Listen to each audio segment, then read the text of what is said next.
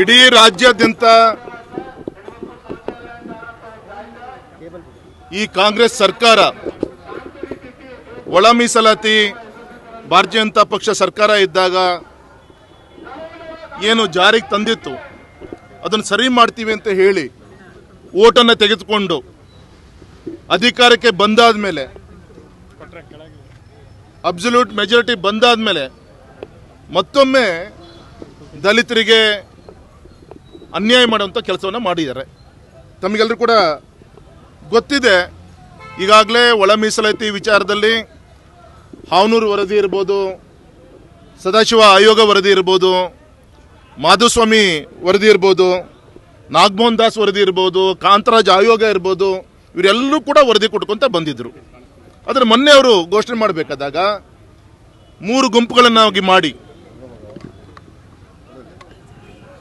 ಇವತ್ತು ನಮ್ಮ ಬಂಜಾರ ಮತ್ತು ಬೋವಿಗೆ ಹಿಂದಿನ ಸರ್ಕಾರ 4.5% ಏನು ಕೊಟ್ಟಿತ್ತು ಅದನ್ನು 5 ಅಂತ ಮಾಡಿ 4ನೇ ಗುಂಪಿನ AKAD ಅವ್ರನ್ನು ಕೂಡ ಅದಕ್ಕೆ ಸೇರಿಸಿ 68 ಜಾತಿಗಳನ್ನು ಸೇರಿಸಿ ಅವ್ರಿಗೂ ಅನ್ಯಾಯ ಇವ್ರಿಗೂ ಅನ್ಯಾಯ, ಒಂದೇ ತಟ್ಟಲ್ಲಿ 100 ಜನ ಕೈ ಹಾಕಿ ಊಟ ಮಾಡಿದ್ರೆ ಯಾರಿಗೂ ಕೂಡ ಒಂದು ತುತ್ತು ಸಿಗಲ್ವೋ ಆ ರೀತಿಯಂಥ ಒಂದು ಪರಿಸ್ಥಿತಿಯನ್ನು ಈ ಕಾಂಗ್ರೆಸ್ ಸರ್ಕಾರ ಇವತ್ತು ಒಡೆದಾಳುವಂಥ ರೀತಿಯನ್ನು ಮಾಡಿದ್ದಾರೆ. ಹಾಗೆ ಅದ್ರ ವಿರುದ್ಧ ಇವತ್ತು ನಮ್ಮ ಅಶೋಕ್ ನಾಯ್ಕರ ನೇತೃತ್ವದಲ್ಲಿ ನಮ್ಮ ಬಂಜಾರ ಸಮಾಜದ ಮುಖಂಡಗಳು ಶಿವಮೊಗ್ಗದಲ್ಲಿರ್ಬೋದು, ರಾಜ್ಯದಲ್ಲೂ ಕೂಡ ಅನೇಕ ಹೋರಾಟಗಳು ನಡೀತಾ ಇದೆ.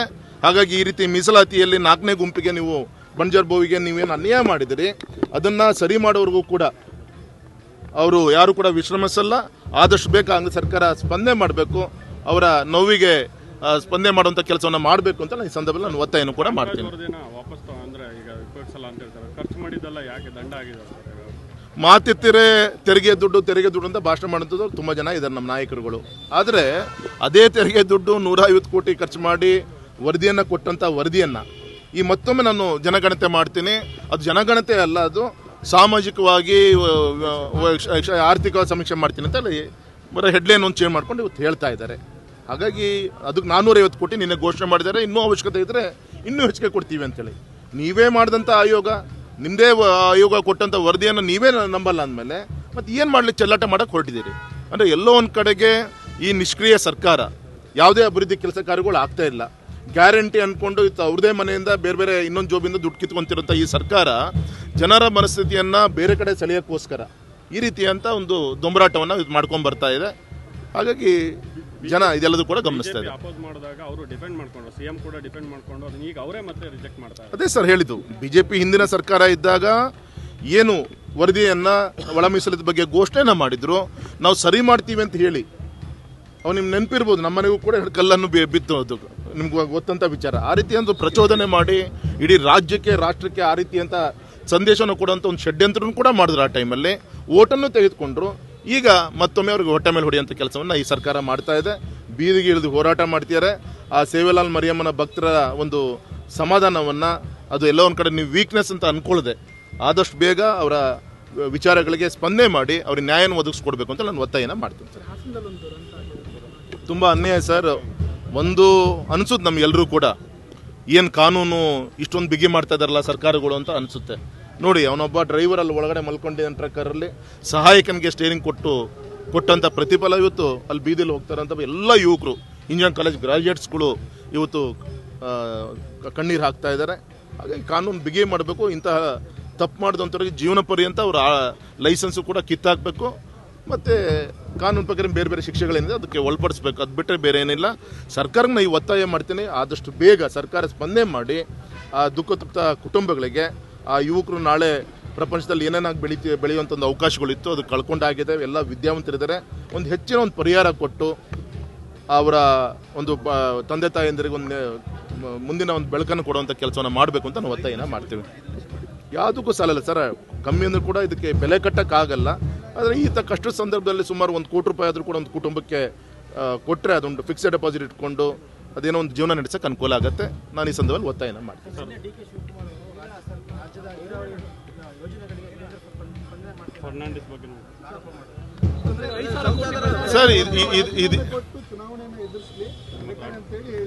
ಅಂದ್ರೆ ಸಂಸದರು ಯಾರು ಪ್ರಯತ್ನ ಮಾಡ್ತಾ ಸರ್, ಗೌರವಾನ್ವಿತ DK ಶಿವಕುಮಾರ್ ಅವರ ನೇತೃತ್ವದಲ್ಲೇ ದೆಹಲಿಯಲ್ಲಿ 2 ಬಾರಿ ಮೀಟಿಂಗ್ ಆಗಿದೆ. ಪಕ್ಷಾತೀತವಾಗಿ ಕರ್ನಾಟಕ ಭವನದಲ್ಲಿ ಎಲ್ಲ ಸಂಸತ್ ಸದಸ್ಯರು ನಾವೆಲ್ಲರೂ ಕೂಡ ಇದ್ವಿ.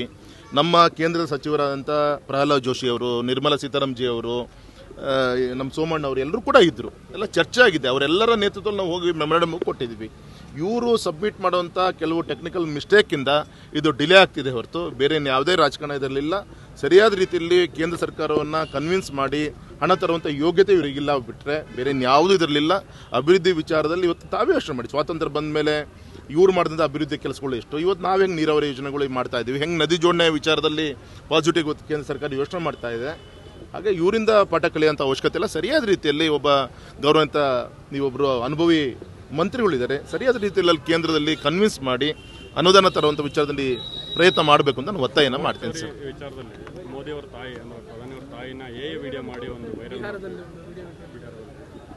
ಆರ್ಟಿಫಿಷಿಯಲ್ ಇಂಟೆಲಿಜೆನ್ಸಿಯ ಒಂದು ತಂತ್ರಜ್ಞಾನವನ್ನು ಉಪಯೋಗಿಸ್ಕೊಂಡು ಗೌರವಂತ ಪ್ರಧಾನಮಂತ್ರಿಗಳ ತಾಯಿಯ ಭಾವಚಿತ್ರನ ಉಪಯೋಗಿಸ್ಕೊಂಡು ಮತದಾರರಿಗೆ ತಪ್ಪು ತಿಳುವಳಿಕೆ ಕೊಡುವಂಥ ಕೆಲಸವನ್ನು ಮಾಡ್ತಿದ್ದು ಯಾವುದು ಕೂಡ ಹೊಸತೇನಲ್ಲ ಇವ್ರದ್ದು. ಇವತ್ತು ಅವ್ರಿಗೆ ವಿಚಾರಗಳೇ ಇಲ್ಲ ಅವರಿಗೆ. ಹಾಗಾಗಿ ಇವತ್ತು ರಾಹುಲ್ ಗಾಂಧಿ ಅವರು ಇವತ್ತು ಬಿಹಾರಲ್ಲಿ ವೋಟ್ ಚೋರಿ ಅಂತೇಳಿ ಇಟ್ಕೊಂಡು ಅದೊಂದು ದೊಡ್ಡ ಭಾಷಣ ಮಾಡ್ತಿದ್ದಾರೆ. ಯಾಕಂದ್ರೆ ದೇವ್ರ ದಯಿಂದ ರಾಷ್ಟ್ರಪತಿ ಚುನಾವಣೆಯಲ್ಲೂ ಕೂಡ ಅವ್ರ ಕಡೆಯವರೇ ಬೇಸತ್ತು ಇವತ್ತು NDA ಅಭ್ಯರ್ಥಿ ಉಪರಾಷ್ಟ್ರಪತಿ ಗೆಲ್ಲಿಸಿ ಅದಕ್ಕೊಂದು ವೋಟ್ ಚೋರಿ ಅಂತ ಯಾಕೋ ಒಂದು ಹೇಳಿಲ್ಲ ಅನ್ನೋದು ಬಿಟ್ಟರೆ ಇವತ್ತು ಕರ್ನಾಟಕದಲ್ಲೂ ಕೂಡ ಬ್ಯಾಲೆಟ್ ಬಗ್ಗೆ ಮಾತಾಡ್ತಾ ಇದ್ದಾರೆ ಇವತ್ತು. ಹಾಗಿದ್ರೆ ತುಂಬ ಸಂತೋಷ. ಅವ್ರ ವಿಶ್ವಾಸ ಇದ್ದರೆ ಇದೇ ಒಂದು ವೋಟಿಂಗ್ ಮೆಷಿನ್ ಮುಖಾಂತರ ಗೆದ್ದು ಬಂದವರು ಇದು ಬ್ಯಾಲೆಟ್ ಮುಖಾಂತರ ಮತ್ತೊಮ್ಮೆ ಚುನಾವಣೆ ಎದುರಿಸಲ್ಲ ಆ ವಿಶ್ವಾಸ ಇದ್ದರೆ. ಅದು ಬಿಟ್ಟು ಈ ರೀತಿಯಂಥ ಯಾವುದೇ ಅಭಿವೃದ್ಧಿ ಹೀನ ಈ ಸರ್ಕಾರ ಬೇರೆ ಬೇರೆ ವಿಚಾರಗಳನ್ನ ಬೇರೆ ಬೇರೆ ಕಡೆ ಡೈವರ್ಟ್ ಮಾಡಲಿಕ್ಕೋಸ್ಕರನೇ ಸ್ಟ್ರಾಟಜಿ ಮಾಡಲಿಕ್ಕೋಸ್ಕರ ಅಲ್ಲಿ ಯಾವುದೋ ಒಂದು ಟೀಮ್ ಇದೆಯೇನೋ ಗೊತ್ತಿಲ್ಲ.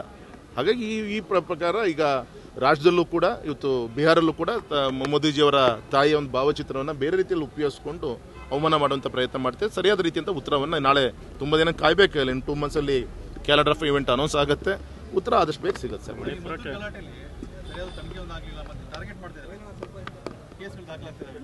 ಹಿಂದೂ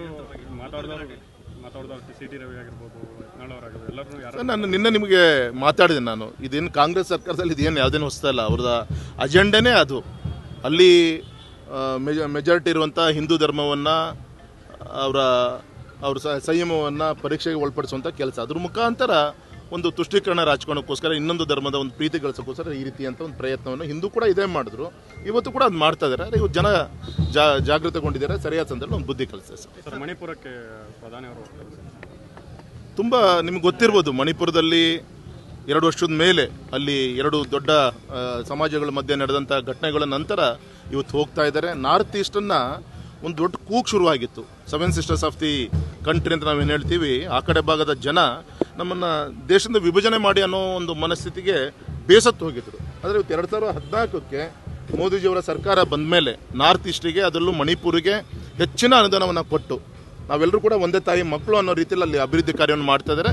ಅದರ ಪೂರಕವಾಗಿ ಇನ್ನೊಂದು ಹೆಜ್ಜೆ ಹೋಗಿ ಇವತ್ತು ಸುಮಾರು ಸಾವಿರಾರು ಕೋಟಿ ಅನುದಾನವನ್ನು ಕೊಟ್ಟು ಇವತ್ತು ಅವ್ರಿಗೆ ಒಂದು ವಿಶ್ವಾಸ ತುಂಬುವಂಥ ಕೆಲಸವನ್ನು ಮಾಡ್ತಾ ಇದ್ದಾರೆ. ಪ್ರಧಾನಮಂತ್ರಿಗಳಿಗೆ ನಮ್ಮ ದೇಶದ ಪರವಾಗಿ, ನಮ್ಮ ರಾಜ್ಯದ ಪರವಾಗಿ, ಜನರ ಪರವಾಗಿ ನಾನು ಅಭಿನಂದನೆ ತಿಳಿಸ್ತೀನಿ ಸರ್. ತಾಂತ್ರಿಕ ಕಾರಣ ಅಂತ ಸರ್, ನಿನ್ನೆ ಹುಬ್ಳಿಗೆ ಬಂದು ಶಿವಮೊಗ್ಗ ಬಂದೆ, ಬೈ ರೋಡ್ ನಾನು ಬಂದೆ. ನೋವಾಗುತ್ತೆ. ನಮ್ಮ ಶಿವಮೊಗ್ಗದಲ್ಲೇ ಏರ್ಪೋರ್ಟ್ ಇಟ್ಕೊಂಡು ನಮಗೆ ನಾವು ಇನ್ನೊಂದು ಕಡೆ ಹೋಗಿ ಬರೋಂಥ ಸ್ಥಿತಿ ಬಂತಲ್ಲಪ್ಪ ಅಂತೇಳಿ ಯೋಚನೆ ಮಾಡ್ತಾ ಇದ್ದೀನಿ.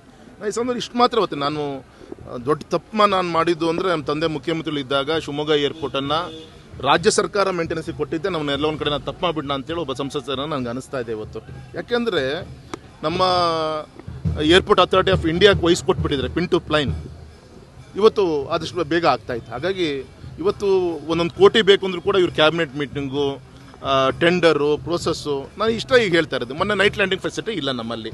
ಇನ್ಸ್ಟ್ರೂಮೆಂಟ್ ಬಂದಾಯ್ತು, 3 ತಿಂಗಳಾಯಿತು. 2-3 ಕೋಟಿ ಬೇಕು ಕಾಮಗಾರಿಗೆ. ಅದು ಟೆಂಡರು ಅಂತೇಳಿ 2-3 ತಿಂಗಳು ಸಮಯವನ್ನು ಹಾಳು ಮಾಡಿದೆ. ಇಲ್ಲಿ ನಿರ್ಮಿತಿ ಕೇಂದ್ರಕ್ಕೋ ಯಾರಿಗೋ ಕೊಟ್ಟರೆ ವಿತೌಟ್ ಟೆಂಡರು ಅವರು ಇಂಪ್ಲಿಮೆಂಟೇಷನ್ ಮಾಡಿ ಮುಗಿಸೋದ್ಲ ಹ್ಯಾಂಡ್ ಓವರ್ ಮಾಡ್ತಾರಪ್ಪ. ದುಡ್ಡು ಕೊಡೋಕ್ಕೂ ಟೈಮ್ ಕಿಲ್ ಆಗ್ತಾ ಇದೆ. ಇಂಪ್ಲಿಮೆಂಟೇಷನ್ ವರ್ಕ್ ಆಗಲಿಕ್ಕೂ ಕೂಡ ಇವತ್ತು ಈ ಥರ ಮಾಡ್ತಾ ಇದ್ದಾರೆ. ಇದರಿಂದ ನಮಗೆ ಬರುವಂಥ ಅನೇಕ ಅವಕಾಶಗಳು ಬೇರೆ ಕಡೆಗೆ ಹೋಗುವಂಥ ಚಾನ್ಸಸ್ ಕಾಣ್ತಾ ಇದೆ. ಈಗೂ ಕೂಡ ಸರ್ಕಾರಕ್ಕೆ ನಾನು ವಿನಂತಿ ಮಾಡ್ಕೊತೇನೆ, ಆದಷ್ಟು ಬೇಗ ಕಾಮಗಾರಿಗಳನ್ನು ಮುಗಿಸಿ ನೈಟ್ ಲ್ಯಾಂಡಿಂಗ್ ಫೆಸಿಲಿಟಿಯನ್ನು ಆಪ್ರೇಟ್ ಮಾಡ್ಲಿಕ್ಕೆ ಕೊಟ್ಟರೆ ನಾನು ಮುಂದೆ ಡೆಲ್ಲಿಲಿ ನಾನು ಪ್ರಯತ್ನ ಮಾಡಿ ಇನ್ನೂ ನಂಬರ್ ಆಫ್ ಫ್ಲೈಟ್ಸನ್ನು ಇಲ್ಲಿ ತರಲಿಕ್ಕೆ ನಾನು ಪ್ರಯತ್ನ ಮಾಡ್ಬೋದು. ಇಲ್ಲಾಂದರೆ ಈ ರೀತಿ ಮೋಡದ ವಾತಾವರಣ ಇದ್ದರೆ ಎಷ್ಟೋ ಫ್ಲೈಟ್ಸ್ಗಳು ಕ್ಯಾನ್ಸಲ್ ಆಗುತ್ತೆ. Thank you.